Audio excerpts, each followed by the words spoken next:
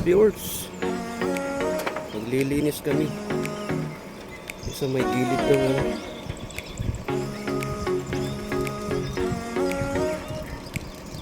So ayan,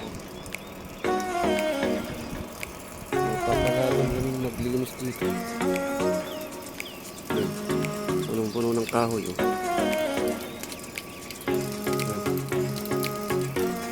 Gusto namin yung likod ng ano, building. Mga ka-viewers, naglinis kami dito sa may likod ng ano, building namin. Pero kung naputol isang puno, kaya yung bunga niya. Yung tawag dito ay ano, tambog. Tawag sa amin, tubog. Amin. Hindi ko alam sa ano ang tawag dito sa Katagalugan. Sa Pampanga. Tapos, may napansin ako dito, tutulo yung tubig. Ayan o. Kasalupin natin o. Mga kanina ito. Ayan o. May tubig na. Ayan o. Diba? So dati, pag walang tubig sa kabundukan nung pag umakyat kami sa bundok, ito yung ginagawa namin. Kaya salok namin yung tubig na yan. Iniipon namin yan. Pag napuno yung bulo yung gagawin namin baso. Tapos pag napuno siya, ayun ang gagawin ng tubig. Ayan, para mabuhay sa kabundukan, diba?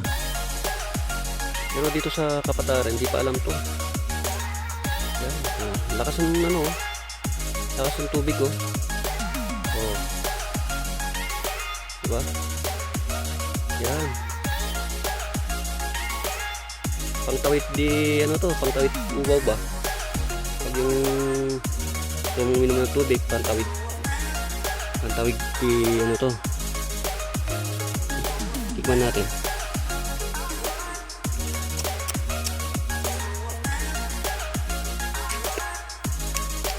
Manamis-namis mga viewers. O yan o. Pa? Lakas o. O. Pa? Yan o. Ito pinutol ko lang o. Kasi kaya pinutol ko yung dahon niya nakatutok dun sa bubong.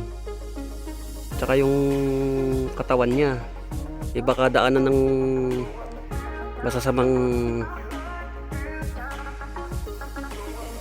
mga kawatan. Pero pasukin dun sa loob. Kaya pinutol ko. Marami to hanggang doon sa dulo. Ayan. Pinutol namin yan. Oh. Yan o, malinis. Oh. Yan.